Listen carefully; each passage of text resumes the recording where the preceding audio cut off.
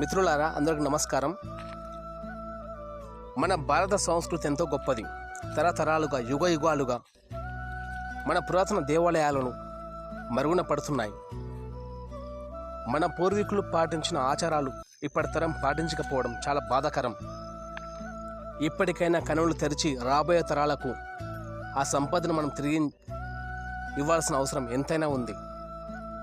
ఈ దేవాలయం రంగారెడ్డి జిల్లా కొందుర్గు మండలంలోని పురాతన లక్ష్మీ నరసింహస్వామి దేవాలయం.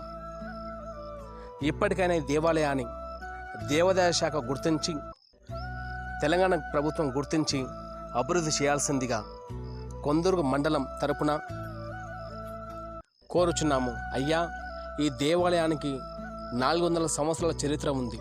దయచేసి మా ఈ దేవాలయాన్ని పట్టించుకొని అభివృద్ధి చేయాల్సిందిగా ప్రభుత్వ